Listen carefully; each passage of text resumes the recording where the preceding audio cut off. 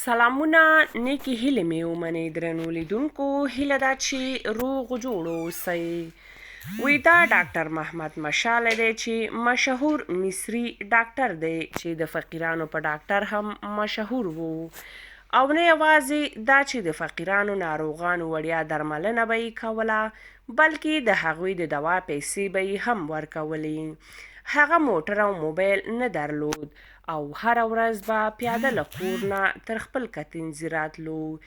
یو ځل ورته یو شتمن کس 20,000 ډالره او یو شیک موټر ډالۍ کړ، خو یو کال وروسته چې لیدو ته یې ورغی، متوجه شو چې ډاکټر مشالې هغه پیسې په فقیرانو ویشلې او موټر یې هم خرڅ کړی وو او په پیسو یو لابراتوار جوړ کړی وو چې د فقیرانو ناروغانو وړیا معاینات پکې وکړي. ډاکټر مشالې په خپلو خاطراتو کې لیکلي، کله چې له طب پوهنځي فارغ شوم پوه شوم چې پلار مې د خپلې ناروغۍ د علاج پیسې زما پر زده کړو مصرف کړي.